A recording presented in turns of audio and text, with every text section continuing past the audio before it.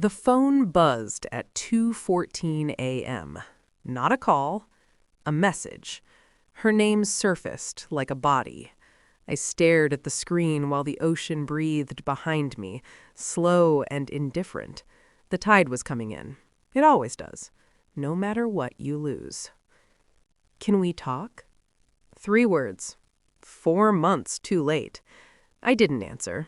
I let the phone rest face down on the teak table, condensation from my drink forming a thin ring. Salt in the air. Salt on my skin. The same deck she used to stand on barefoot, talking about futures she had already traded away. Inside, something old shifted. Not pain, not hope, recognition. I remembered the way she'd looked at me the last night, careful, like she was already gone and needed me not to notice. I'd noticed. I just hadn't understood yet. Another buzz. I made a mistake. The words felt rehearsed, polished, like something learned after consequences arrive. I walked to the railing and looked down at the black water.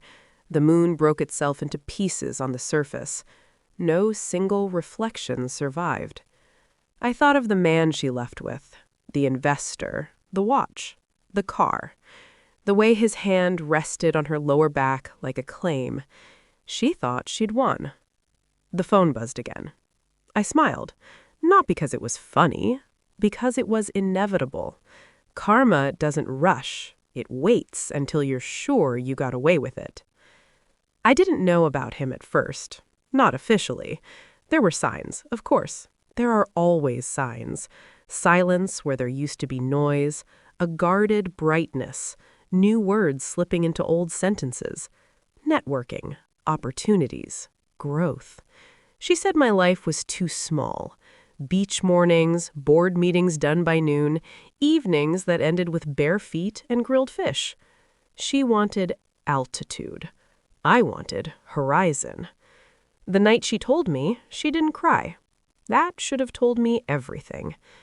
There's someone else, she said, voice steady, eyes already planning. I waited for more. There was always more. He can offer things, she added. Not love, things. I nodded. I remember nodding, like this was a business proposal and not a demolition. Inside, denial tried to negotiate, told me this was a phase, a mirage, that people don't torch their lives for someone they barely know. But she had already packed certainty into her tone. She'd done the math. Wealth, status, escape. She moved out within a week. I stayed. Same house, same ocean, same quiet. At night, I replayed conversations, paused them, rewound. Not to hurt myself, but to understand the exact moment I stopped being enough. The answer never came. Instead, something colder replaced the questions. Attention. I didn't chase her. That surprised everyone. Friends waited for rage, for collapse, for me to beg. I didn't do any of that. I watched. People reveal more when they think you've surrendered. Her social media bloomed. Rooftop dinners, champagne, a man's cuff in the corner of a photo. Always expensive, always deliberate. I learned his name without trying, learned his habits by accident, learned his pattern because men like him repeat themselves. You don't build wealth without predictability. Late nights turned into early mornings at my desk. Not stalking, research. Corporate filings, quiet conversations with people who owed me favors, the kind you earn by staying calm when others panic. I wasn't looking for revenge. I was looking for reality. The truth has a texture. Once you feel it, you know. He had a type, younger every cycle, short shelf life, a trail of non-disclosure agreements and severance condos. I imagined her thinking she was different. I imagined the moment she'd realize she wasn't. Still, I said nothing. I lived my life, surfed at dawn, hosted dinners, smiled in photos I didn't post. Externally, I moved on. Internally, I waited.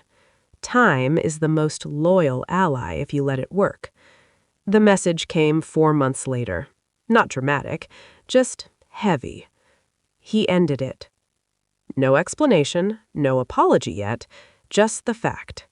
I let the words settle, let them breathe. I already knew the rest. We met 2 days later. Neutral place, coffee shop inland. She chose it. I noticed. She looked smaller, not physically, strategically. The confidence had drained, the armor too expensive to keep without funding. I didn't know, she said, hands wrapped tight around her cup. I slid my phone across the table. One article, one date, one photo of him with someone newer, younger. I did, I said. Her breath hitched, just once. You knew? She whispered. I nodded. No anger, no satisfaction, just confirmation. The truth landed between us like a verdict. She tried to explain. I let her. Words poured out, rationalizations, regret, the old language of damage control. She reached for my hand halfway through. I moved mine away. I'm renting a room now, inland. I pictured it, the distance from the water, the heat, the noise. I thought he was forever. That was the mistake, I said. Calm, surgical. She asked if we could start again. I stood. No, I said.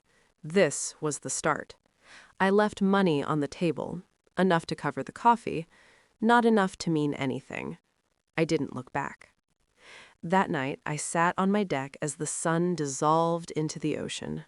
No messages, no ghosts. Just the tide doing what it has always done. I didn't win. I didn't lose. I remained. She chose height over depth and learned how quickly elevation disappears.